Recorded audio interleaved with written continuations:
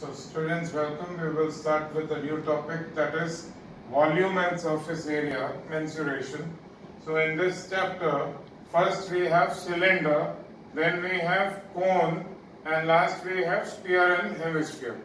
So that is there for your syllabus. So first we start with cylinder. Cylinder, the base is a circle, the top is also a circle, like your water bottle, most of it. If it is a perfect cylinder, the area of the base is pi r squared because it is area of circle. Area of the top is also pi r squared because that top part is also a circle. Then the curved surface area means the side, the area of the side. That is circumference of base into height. So circumference of base is 2 pi r. The circumference of the base, that is circumference of a circle, is 2 pi r, and height is h. So 2 pi r h. So that gives you what is curved surface area. But if you are asked what is total surface area, it is not just the curved surface area, it is curved surface area, the top and the base. So curved surface area is 2 pi r h, top and base are both pi r squared. So when you add this, it becomes 2 pi r squared plus 2 pi r h. So total surface area, you can take 2 pi r common and write r plus h. Now volume of cylinder will be base area into height. So volume of cylinder, base area is pi r squared and height is h. So this is formulae. If it is a solid sphere, this formulae are used. If it is a solid cylinder. Now, if it is a hollow cylinder means the cylinder has some thickness and inside there is air, that is hollow. So you have an external radius capital R, the internal radius is small r, and height is h. So obviously the volume will be external minus internal volume. So external volume formula remains the same, pi r squared h. So for external, only thing that changes it is capital R squared. So pi capital R squared h. And internal volume is pi small r squared h. So you can take pi h common out, r squared minus small r squared. Now this is the volume. So volume means how much material or how much wood is used to make this cylinder, make this hollow cylinder, or what is the amount of iron that was used to make this cylinder, that is volume. So now total surface area. Now you have an external curved surface area. Inside the cylinder there is a curved surface area. On top there is a ring, and on bottom the area of the ring. So you have external curved surface area is 2 pi capital RH. Your formula is the same, but external means the big R, 2 pi capital RH. Internal curved surface area is 2 pi small rh, and the ring, top ring, pi capital R squared minus R squared, and bottom also same, pi capital R squared minus R squared. So two terms, because the top and bottom both have been added. So 2 pi capital R squared minus small r squared. So this is for hollow cylinder. Now water flowing out through a pipe. Water flowing out through a pipe, the volume of water that flows out in 1 second, that is equal to the area of cross section. Means last year you had done the same thing for cube and cuboid. So that time you had considered rectangular pipes. But now the actual pipes are usually cylindrical in shape and it has a length. So volume of water that flows out in 1 second is the area of cross section of the pipe and into rate of flow of water. Rate means the rate of flow of water may be centimeter per second or meter per second. Ensure that all are in the same units. When you solve any sum, you have to ensure that all of it is in the same units. So now I will just do a couple of sums of this on the video. All the remaining sums we will be doing it in a Zoom session. Same way even for cone, And for sphere, only a couple of sums will be shown on the video. All the other sums will be done live in the Zoom sessions. So copy this down in your notebook.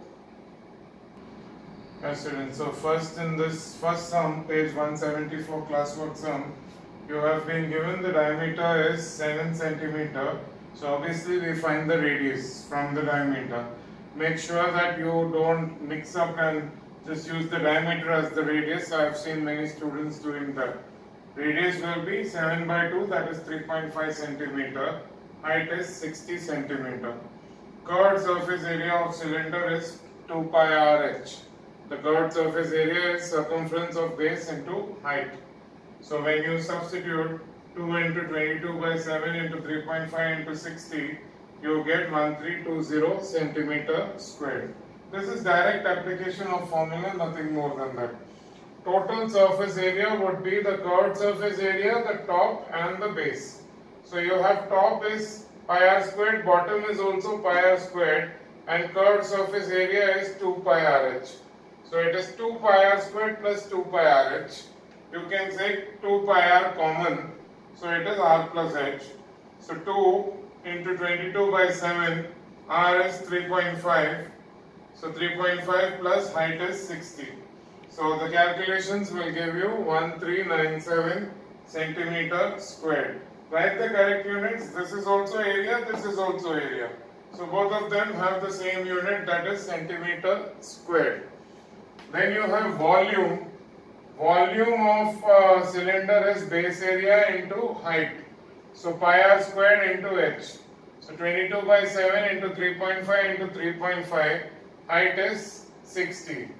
So you will get this answer as 11 into 35 into 6, which is 2310 centimeter cube. Now why? Because it is volume. And then they also asked you to find the capacity in liters. So 1 liter is 1000 centimeter cube.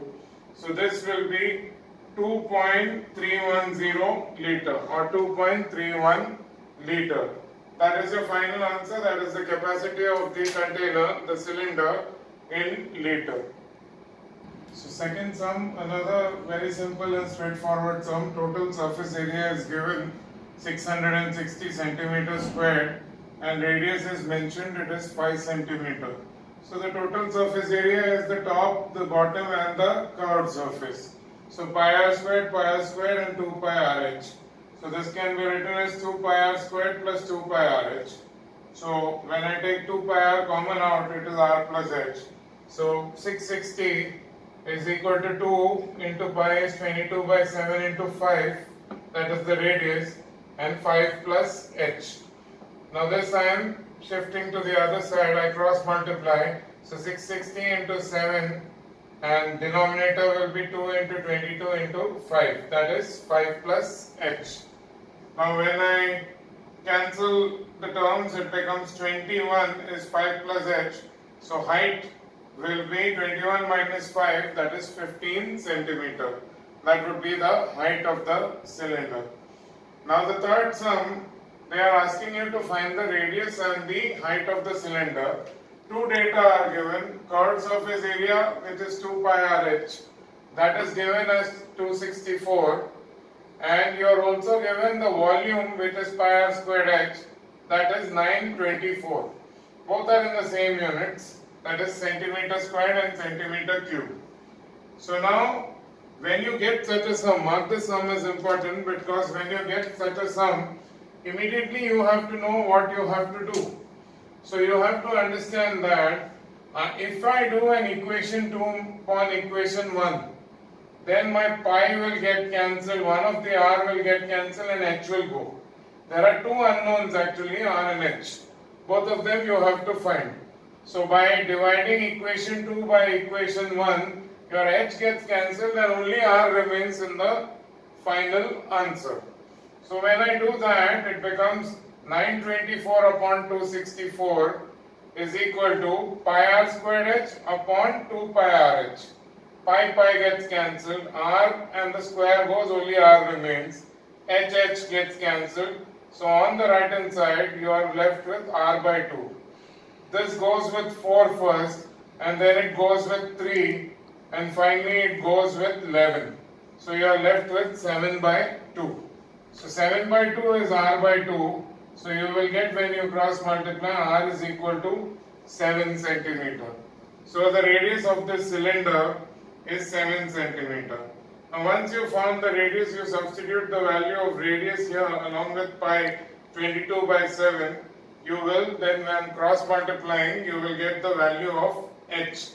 H you will get, height is 6 centimeter. Now all the other sums of this cylinder part I will be doing with you in the Zoom session. So copy these sums, and the remaining sums of cylinder I will do with you in the Zoom sessions. Next we continue and see what is the formula of cone, and a couple of sums of cone also we will do it on the video. Okay students. For the second part, that is, now we are seeing right circular cone. First part was cylinder, now it is cone. Now the cone, first of all, please understand there are two things which are referred to as height. One, you have the vertical height, which is just called height. So if they tell you height of the cone is 10 centimeter, that means it is denoted by small h. Height is whatever the height is given. When they mention slant height, it means AB, length of slant section, that is AB. That is the slant height. This will be always mentioned, it is slant height. If it is given height, then it is not the slant height, it is the height. Then you have OB is the radius of the base. So OB is radius of the base. So you have, if you look at this, if you take a rectangle, if you take a right angle triangle, OAB is a right angle triangle, right angled at O. And if you turn it first, you get the shape of a cone. That is why it is called a right circular cone. So now if you take triangle OAB, in triangle OAB, AB squared, that means L squared is equal to R squared plus H squared. This is by Pythagoras theorem in triangle OAB. Area of the base is pi r squared. Curved surface area, that is the side, the surface, that is pi rl. Total surface area is base area plus curved surface area. Base area is pi r squared plus curved surface area is pi rl. So you take pi r common out, you will get r plus l. And one more thing, other than total surface area, you have two areas, that is base and curved surface. So both of them added together is the total surface. Here the top is a point, and point has no dimensions, so there is no area. So you only have the base and the curved surface area. That two added together becomes the total surface area. This is like the joker's cap, which as a child you would have put when you went to your friend's party. So any cone or your ice cream cone, the top is a point. So that doesn't have any dimensions, no area. So volume of the cone is 1/3 pi r squared h. So you can just remember it as, it is 1/3 the volume of a cylinder having the same radius and same height. If you have a cylinder and a cone, then the cone's volume will be 1/3 that of the cylinder, of course provided the radius and height are equal. Now page 176 of your Anish tutorial book, let's see the first sum. You are given three things in this, that the radius upon height, ratio of radius to height is 2:5. Some of you have the habit of writing, so radius is 2 and height is 5. That is not possible, because this is just a ratio. It could have been 4/10, it could have been 20/50. You don't know the exact radius and the exact height. You just have a ratio. So always when ratio is given, you have to take, let x be the common multiple. So when you are taking the radius and x as the common multiple, so radius will not be 2, it will be 2x, and height will not be 5, it will be 5x. So you are given the volume. If you do 1/3 pi r squared h and substitute r is 3 and h is 5, you will not get the volume as 565.2. So that is wrong if you substitute r is 2 and h is 5. you have to write r is 2x. So r is 2x, r squared is 2x the whole squared, and h is 5x. So when you square and open the bracket, and when you cross multiply, the 3 will go on top, 3.14 will come down, 2 gets squared, it becomes 4, that 5 comes down, and here you are left with x squared into x, that is x cubed. So you are left with x squared into x, that is x cubed. And now when we do the division, I have even shown the division. 314, 2 decimals I shift. So I put a 0 and shift 2 decimals for 56520. And then when I do the division, I get this as 180 times. Then 9 times, 9 into 3 is 27, which means x cube is 27. So x is, cube root of 27 is 3. So I have got the common multiple as 3, which means the radius is 2 into 3, that is 6 centimeter. Height is 5 into 3, that is 15 centimeter. So now this, once you have done the sum, there should be no confusion that whenever you get a ratio, it means you have to take the common multiple. It will come even in similarities where it may not be so important, but it has to be shown as 2x and 5x, otherwise you will lose marks. Of course, in this case, if you don't write 2x and 5x and write just 2 and 5, you will not be able to solve the sum at all, and neither will you get the actual radius and the actual height. So height is 15 because it is 5 into 3, that is 15.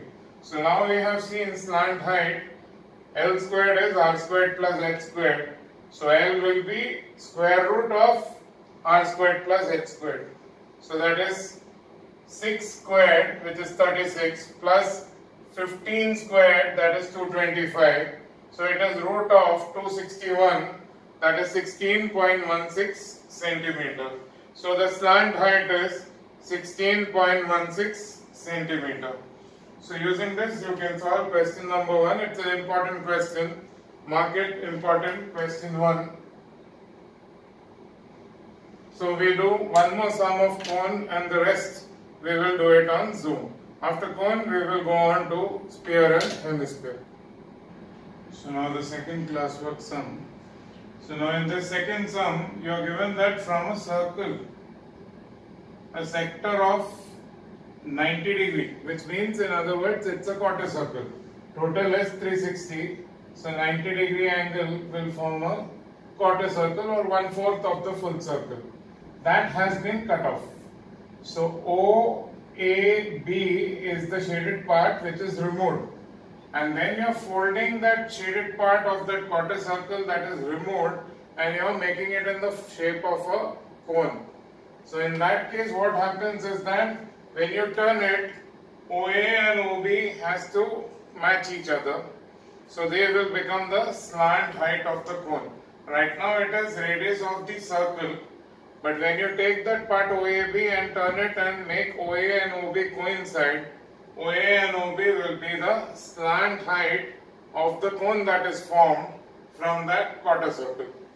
And this remaining 3/4 of the circle, that paper is discarded. So you are only concerned with this 1/4 paper of the circle. 1/4 is a quarter circle. So now slant height is OA, OB, that is 9.1 when we are considering the cone. But now we don't have the radius of the cone. We don't know what is the radius of the base of the cone because it is not going to be the radius of the circle. That when you turn, this part will become the circumference of the base and you don't know what is this part. So you can use one logic, that is whatever is this area, when you fold it and make it into a cone, that same thing, the shaded part, will be the curved surface area of the cone. So by using circle formula and writing area of the quarter circle, that means area of this shaded region, which is a quarter circle, is 1/4 pi r squared. In this case we are taking the circle.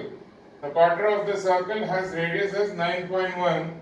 Using this quarter circle formula, you can find what is the curved surface area of the cone. See, some logic is being used that the shaded region is what becomes the curved surface area. You don't know what is the radius of the cone that will be formed, but you know what is the radius of this circle. So using quarter circle formula 1/4 pi r squared, you can find what is this shaded regions formula. So that is the curved surface area of the cone. But now one more thing you have to know, that we have to find the slant height. We know the slant height, so we know the curved surface area. So now you can find the radius. Because the second question asks is, what is the radius of this cone? This 9.1 has become the slant height. So what is the radius of the cone? You can find using this logic, that curved surface area which you found is pi RL. So pi you substitute, r you don't know, that is the radius of the cone. In fact, instead of calling it r, I will call it as r1. R1 is the radius of cone that is formed. Because r was radius of the circle, they are different things. R is radius of the circle, that is 9.1. R1 is going to be the radius, this part is made into a cone. So the slant height was OA and OB. So the slant height, you know it is 9.1 centimeter, but you don't know what is the radius of the base of the cone. So let the radius of the base of the cone be R1 out here. So it is R1. So now using this formula which you have found by using quarter circle, you found what is the curved surface area. So we use that with the formula pi RL. Substitute the value 65.065 is pi into RL to 9.1, because 9.1 was the slant height. So you will get R1 as 65.065 upon 22 upon 1.3. So from that, once you do the calculations, see the calculations, I have shifted 3 decimals by putting 2 zeros, and here also there were 3 decimals, so I shifted that. Then I wrote the 100 separately and 13 separately. 13 directly goes with this 5005 times. Then 22, 11 twos are 22, and 11 455 times will go 5005. So it is 455 upon 200. So 455 upon 2, I have written it as 227.5 upon 100. So it is 2.275 centimeter. We have to write it correct up to 2 decimals, that's the rule in the board. So you write it as 2.28 centimeter. So radius of this cone is not 9.1. Radius of the cone is 2.28, that many centimeter. So this is how you do the second sum. So copy this down. Now we go on and see the formulae of sphere and hemisphere, and then we will do 1 or 2 sums on sphere and hemisphere. The remaining sums we will be doing it on Zoom. Yes, so now we are going to the last part, that is sphere and hemisphere. In sphere and hemisphere, you have the complete sphere, which means your football, and hemisphere, not exactly a helmet, but you can say like something that looks like a helmet or half the sphere. So here, the top and the bottom is actually one point which has no dimension. So there is no base or top area. It is only the curved surface area, that is the total surface area. Whereas here you have a curved surface and the base is in the form of a circle. This is a football 3-dimensional object. This is also 3-dimensional, but here the base is in the form of a circle. So base area will be pi r squared, and then of course there will be curved surface area.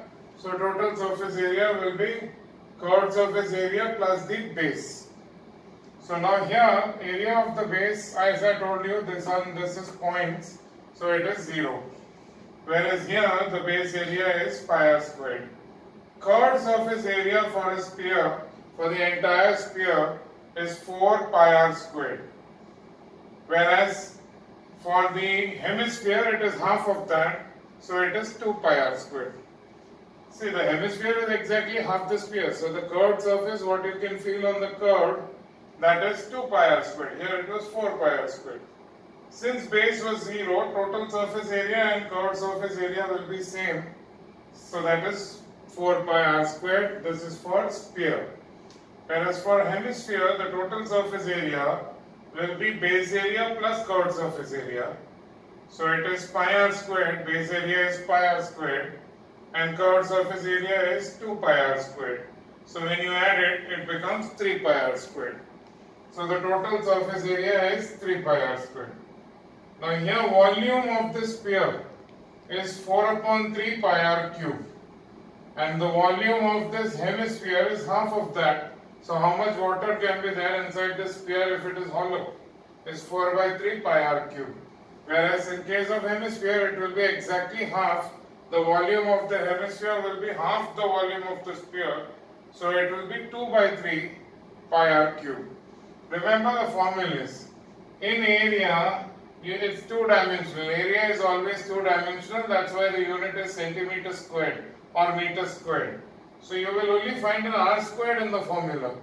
Whatever area it is, be it base area or be it total surface area or curved surface area.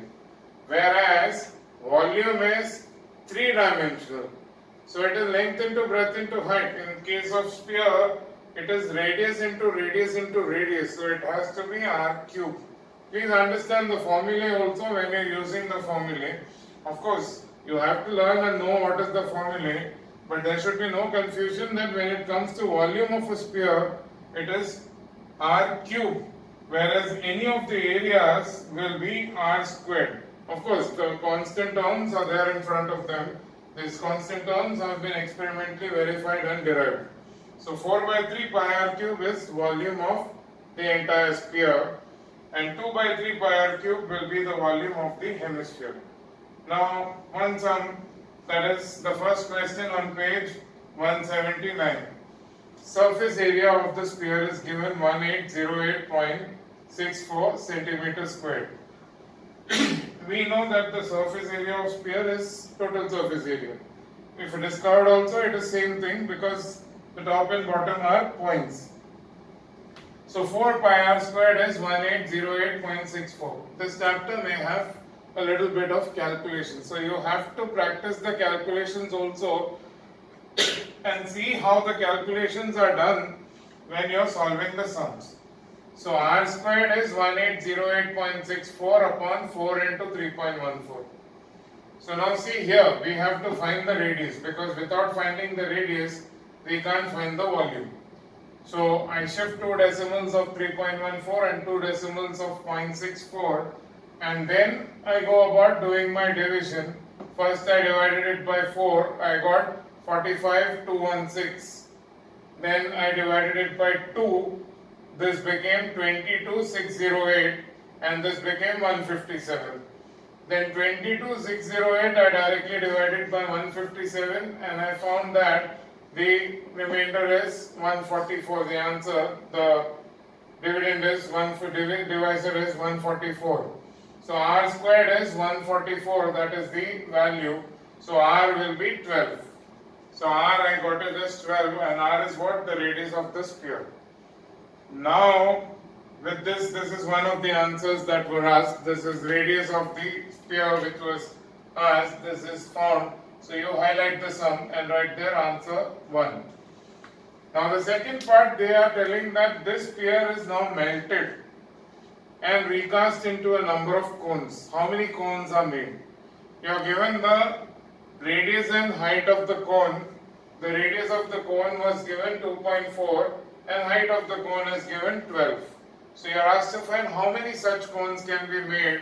So what you have to understand is that the volumes remain the same. When something is melted and made into something else, whatever the shape, the first original whatever volume was there, the volume of all the new things that is made will be the same as that of the original stuff.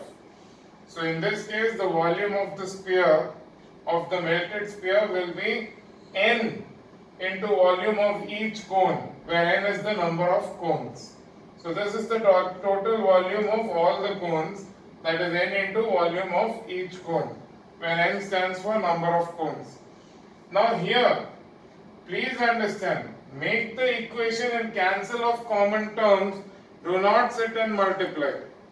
Please understand this, 4 by 3 pi r cube is the volume of the sphere, and n into 1 by 3 pi r1 squared h is the volume of each cone. N is the number of cones and 1/3 pi r1 squared h is the volume of each cone. So now this 3 and 3 will get cut. Pi and pi will get cut. Please cut all that. Never do it this side separately where you are trying to find what is 4 by 3 pi r cube, finding the total value, doing all this multiplication and then writing n into 1 and then finding all these values and then dividing. It takes a long time. Always equate like this, cancel out the pi, cancel out the 3 which are there on either side, and even after that do not multiply all this. 4r you have found is 12, so 4 into 12 into 12 into 12 is n into r1 is given as 2.14, so r1 squared 2.4 into 2.4 and height is 12. So now what you want only n. Don't sit and multiply this. This is foolish. If you multiply all this and sit, you will waste your time and not complete the paper. Every year at least 2-3 students come out from the maths board paper and say that 3 marks I left, 4 marks I left. It should not happen that way. You can easily complete. But you have to use these rules. Now n, leave it separate. All the other things, bring it to the denominator. You have 12 and 12 cutting off. 2.4 into 5 gives you 12. 2.4 into 5 gives you 12. So 4 into 5 into 5 is the number of cones. So 4 into 25, that is 100 cones. You didn't do any multiplication and waste time on this. I have seen students multiplying all this, finding the value of 4 by 3 pi r cube. Then after that, finding the value of 1/3 pi r squared h and then dividing this big answer with that answer and wasting a lot of time, and many times the multiplication and division goes wrong and the answer is wrong. So never do that multiplication. Always equate, cancel out the common terms like here pi and 3, write n separately there, bring the other terms to the denominator. Most of the values will directly cut off and you will get a perfect integer answer usually when you are asked something like number of cones. So follow this method in your calculation. You will not go wrong, you will not waste time. Do this. Of course, one such sum will be asked in my test, and in that test out of 50 people I will see that at least 5 people are doing multiplication, even if I tell. That I will point out also there that these people are not following instructions. You have to do equate and write n separately and do the division. And then cut out common terms so that you don't waste time doing the entire multiplication. So this is how this sort of sum is solved. So with that we will stop this, because all the remaining sums I will do it on Zoom with you, all the classwork sums, so that we do it directly with each other. So this is how you solve the sums. The formulae are given. Please go through this video and go through the formulae so that when you come for Zoom you will be more interactive and better prepared. Bye students.